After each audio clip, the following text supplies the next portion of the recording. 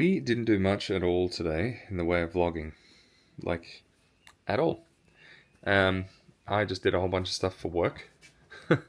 Bunch of videos. So I'm feeling very, talkative, despite the fact that it's past 10 o'clock at night. Now, I do have to go and upload those videos to the work storage soon. But I thought in the short term I'd go and, have a bit of a chat about sort of what's next. I realized, like, I was uploading the Sabbath video the other day, and I was looking, it was like 320, I think, odd videos. Time has flown. We've really enjoyed it. Like I said the other day, I really like that we've got these videos to look back on as a family.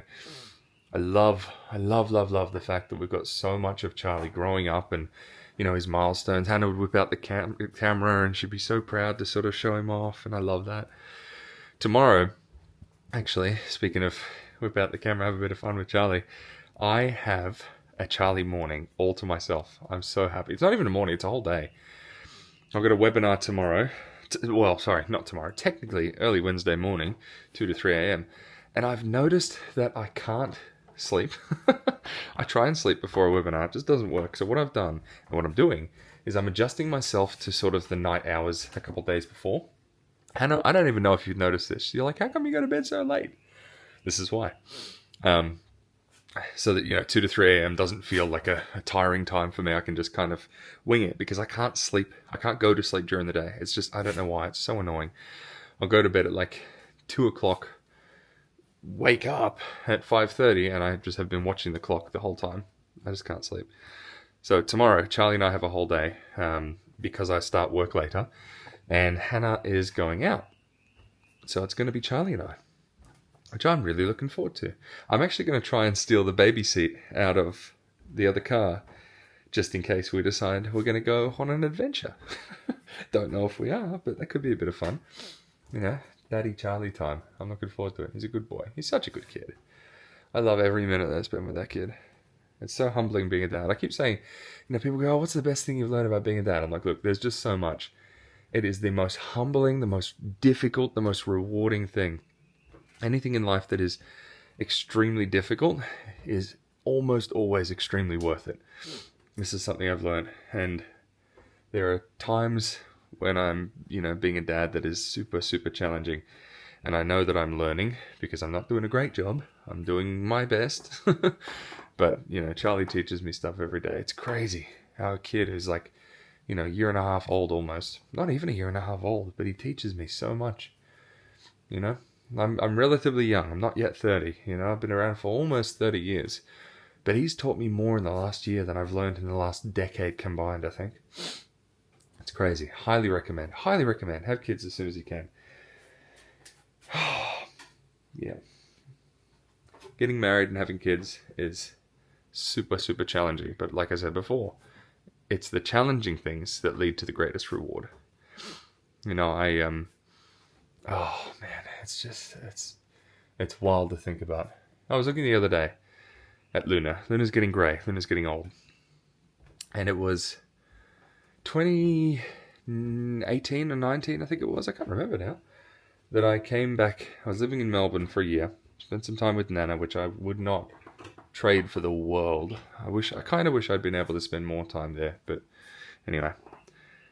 But when I came back, as I was driving back, I was like, oh, I miss having a dog. I really, I had, when I was living at Mum's place, we had her dog, and then I lived at Dad's for a bit, and lived with our dog that we had as a kid, and then, when I lived with a friend from work, I lived with a friend from work and her son, and her not golden retriever, her German Shepherd. And I just, when I was living with Nana, I loved the time I spent with Nana. Loved it. But I did miss having a dog. So as I was driving back up from Melbourne back up to Brizzy, I had been previously looking at, dog adoption forums and found Luna. And on the way up, she was from New South Wales, so I picked her up, and I drove up the week before or a couple of weeks before to meet her because she was quite a unhappy dog's the wrong word. She was abused.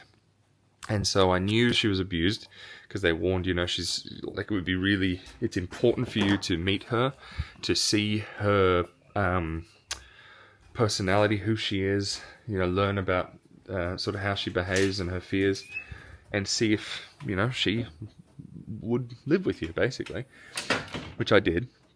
I drove up. It was it was 6 hours up. I hung out for about 40 minutes, I think, and then it was 6 hours back. But, big 12-hour drive was worth it. So worth it, because now I had Luna to add to my little family, so I wasn't alone when I got back up to Brisbane. So it was just Luna and I living by ourselves. And then a couple of months later, she developed some separation anxiety issues, which apparently is quite common for rescue dogs. Who really sort of build an attachment. They really like Hilda. See Hilda down there? Attachment issues. She's heard that I'm here and she's desperate to come to me. But anyway, so separation anxiety can be a real issue for rescue dogs who have been through a lot and who have built a relationship with you. So anytime I would go out, I'd get complaints from the neighbours that it sounds like you're torturing a dog. I was like, there's no way. So I set up a camera. Luna would squeal. When I left the house, she would scream and squeal and pant, and just, it was awful to watch. So I was like, maybe Luna needs a companion. So it was 6 months down the track from adopting Luna that Zia came into our lives. And Zia was a little, tiny puppy from a rescue, what do they call it? Last litter program. So basically when the mother dog gets pregnant and the owners can't afford to do the desexing, they'll work with a foster care group to desex the mother and all the pups, and basically adopt them out to cover the cost of the treatment. So Zia was one of those. We always laugh. She was, on paper she was a rescue, but she never had the street experience that Luna had. But anyway, so Luna she adapted well to Zia. Her separation anxiety started disappearing. It didn't disappear fully, and it certainly wasn't immediate, but having Zia to be with her and comfort her and look after her, it did give her a bit of peace. So that was good. And then, Hannah and I started dating, and, this is before we were Christian. We sort of moved in together, and Hannah always wanted a cat. So, we for a long time, we were sort of looking around. We put in a few applications, actually, on different foster cats that she was... Not foster cats, what do they call them? Rescue cats that she was looking for. And eventually we found Kevin. And I think Kevin's name at the time was Gemma. Hannah decided that she was going to rename... She wanted her cat to be called Kevin. Always wanted a cat called Kevin. And when we, found this little white cat that was a girl, we're like, well, we can't call it Kevin. And then we were watching Up one day, the movie Up, the Disney movie. And there's that scene where it's like, wait, Kevin's a girl? And we just looked at each other. We're like, all right, fine, you can call it Kevin. But when we picked up Kevin, we got to see the litter that she came from. So her story is basically she and all her siblings were abandoned, or strays, basically. There was a mother cat that gave birth to a bunch of cats living in a bush, and there was this old lady, beautiful old lady, that went down every day and fed them. Anyway, I'm not going to go into detail about too much of this story, but there was a council trap put out for these cats because somebody complained because the poor old lady who was feeding them had dementia and would sometimes forget to feed them, and they would cause a ruckus. And anyway, so there was a council trap put out to catch these cats, and somebody knew somebody else who knew somebody else who basically got in touch with the person who rescued our cats, or not the person who rescued the cats, but somebody in between, and just said, hey, there's these cats, they're strays, they're going to get put down, you got to go help. So the council trap may or may not have been broken into, and little Kevin and her mum and all her siblings got rescued from said council trap and that awful fate. And so we adopted Kevin, and hearing that story, I was like, oh, I feel for the mum, she must have been so scared. She's like, do you want to go meet the mum? I was like, oh, okay. So we opened the bathroom door in this foster carer's house, and lo and behold, there was this, there was Kevin's, mother, basically. And she was in a towel, and she looked all scraggly and skinny, and like she was stressed, like wet, just stressed. Hilda, relax. Oh my goodness. I'm talking about you. Hilda was Kevin's mum. I took one look at Hilda. I was like, oh, I'm not a cat person. I hate cats. I really hate cats. But like, I've watched again. Nothing has been more rewarding than watching Luna grow into the happy, lively puppy that she is today. From the dog that just wouldn't move whenever I was in the room. I'd feed her, and I'd try and watch her eat, and she would not eat. The second I walked out the room, I'd put my ear to the door, and she'd run up to her food and eat it. And now she was this beautiful puppy that was running around having fun. I thought, no, I've got to try on this cat as well, So we adopted Kevin, and I messaged the carer. I don't think Hannah was too keen, actually, but she got her cat, so I wanted one. And as you can see, poor Hilda, who wants me desperately to come inside and stop talking to the camera. It's just the most beautiful cat. She used to hide everywhere, be terrified of us, and I'd just spend hours, laying on the floor. It started, I'd just, lay on the floor and face away from her so she didn't feel intimidated. And then slowly I'd sort of reach a hand behind me and, let her sniff and not acknowledge it. And over time we sort of built up, got closer. And within a few months, she went from I refuse to look at you, refuse to touch you, refuse to go anywhere near you, to now if I'm sitting down, we used to call her Toilet Kitten, because she would hear you from across the other side of the house go and sit on the toilet. And she knew, because we had like an open plan bathroom in our old bathroom, she knew that when you were sitting on the toilet, you were kind of there for a while, and you couldn't escape the pats. You had to give her pats. So the little Toilet Kitten got her pats by trapping us on the bathroom.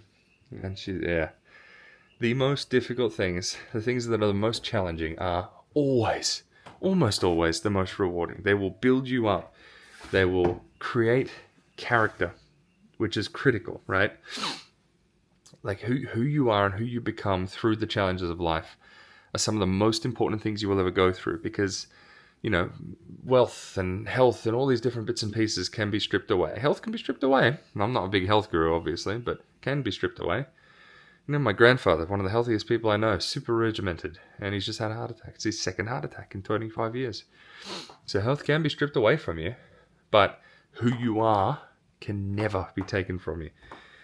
And who you forge yourself to be through the challenges in life, the challenges that God gives you, that sticks with you. Always. That is who you are. No one can take that from you. So highly recommend. Go and do hard things. Go and do challenging things. Go and get married.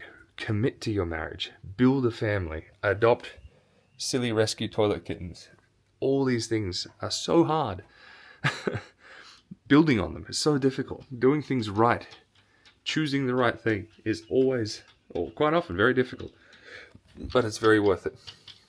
And I'm going to go inside before this cat claws the door down. So I'll catch you tomorrow. We're doing Boys Day. Bye.